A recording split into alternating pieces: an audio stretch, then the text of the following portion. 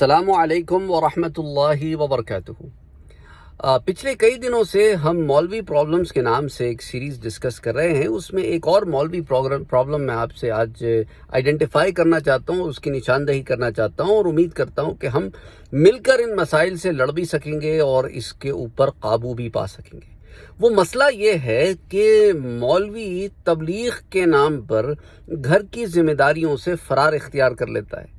یعنی ایک وہ شخص جو گھر میں بظاہر اپنے آپ کو بڑا دیندار ثابت کرنے کی کوشش میں لگا رہتا ہے، لیکن جب بات ہوتی ہے ذمہ داریوں کی، بیوی کی ذمہ داری، بچوں کی ذمہ داری، ماں باپ کی ذمہ داری اور دیگر فرائض و واجبات، تو ایسی صورتحال میں انہیں دین کے نام پر نظر انداز کر کے تبلیغ کا چغا پہن کے گھر سے کئی دنوں تک غائب ہو جاتا ہے۔ دین اسلام میں اس قسم کی دینی خدمت کی اجازت نہیں ہے کہ جہاں تم فرائض و واجبات کو چھوڑ دو اور ایک ایسی راہ پر چل پڑو جس سے تمہیں انفرادی سکون تو ملتا ہو لیکن اجتماعی تباہی کا باعث ہو۔ یہ تمہارے ذمے ہے کہ تم اپنی بیوی، اپنے بچوں کا خیال رکھو اور ان کے فرائض کو پورا کرو۔ یہ دینی خدمت نہیں ہوتی کہ آپ بیوی بچوں کو دوسروں کے آسرے پر چھوڑ دیں، خود ہلیں جلیں بھی نہ، کوئی محنت مزدوری بھی نہ کریں اور گاہے بگاہے ہفتوں کے لیے گھر سے تبلیغ کے نام پر غائب ہو جائیں۔ یہ کوئی دینی خدمت نہیں ہوتی۔ دین نے اس طرح کی خدمت میں کہیں پہ بھی اس کو فروغ نہیں دیا، بلکہ تمہاری اولین ذمہ داری یہ ہے کہ بجائے اس کے کہ تم غیروں پر اپنے بیوی بچوں کو چھوڑ کے چلے جاؤ کہ وہ ادھر ادھر سے اپنے خرچے پورے کرتے پھریں، تمہیں خود محنت کرنی ہے۔ اس محنت کے راستے میں اگر تم چاہتے ہو کہ تبلیغ پر بھی محنت ہو تو پھر اپنی ویکیشن ڈیز میں سے 2-3 دن نکال کے پھر تبلیغ کے لیے چلے جایا کرو، ٹھیک ہے؟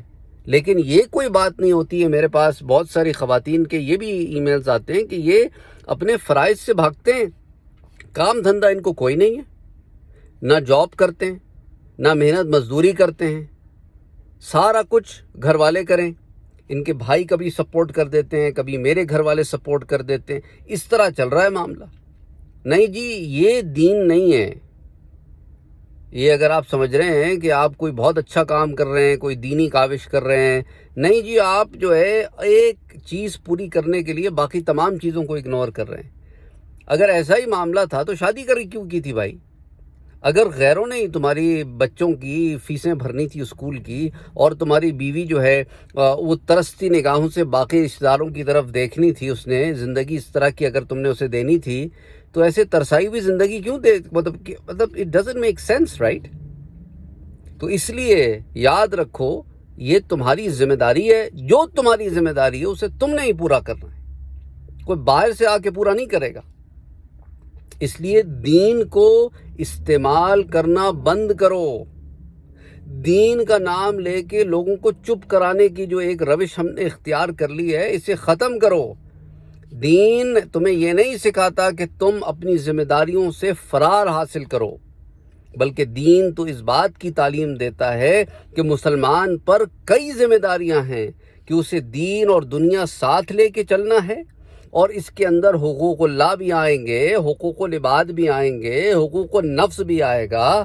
ان تمام چیزوں کو ساتھ لے کے تم نے چلنا ہے، ورنہ تو اسی لیے تو جب یہ ذمہ داری دی گئی دیگر مخلوقات کو تو انہوں نے کہا نہ ہم نہیں اٹھا سکتے یہ ذمہ داری، اور اسے یہ ناتواں اٹھا لایا۔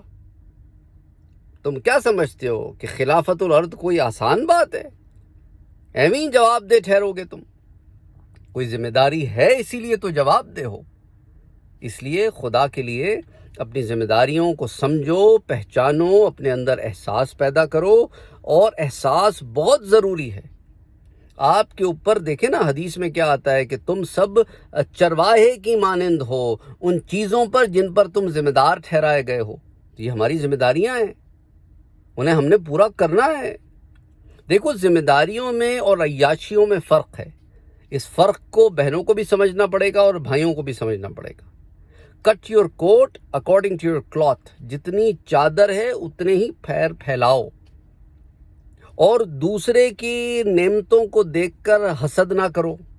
وہ ہمارے والد صاحب کہتے تھے کہ کسی کا سر لال دیکھ کر اپنا سر پتھر سے پھوڑ کے لال نہیں کر لیتے، تو یہ بہت ساری فائن لائنز ہیں جس میں میں سمجھتا ہوں کہ ہم سب کو کام کرنے کی ضرورت ہے کہ ہم میں توکل بھی ہو، ہم میں محنت بھی ہو، ہم میں جو ہے وہ تمام کوالٹیز ہوں جو کوالٹیز ہم میں بحیثیت مسلمان ہونی چاہیے، اور ہم کاہل نہ ہوں، سست نہ ہوں، راہ فرار نہ اختیار کرتے ہوں، بلکہ ایک مضبوط انسان کے طور پر معاشرے میں عملی زندگی میں قدم رکھیں جہاں سارے معاملات کو ساتھ لے کے چلیں۔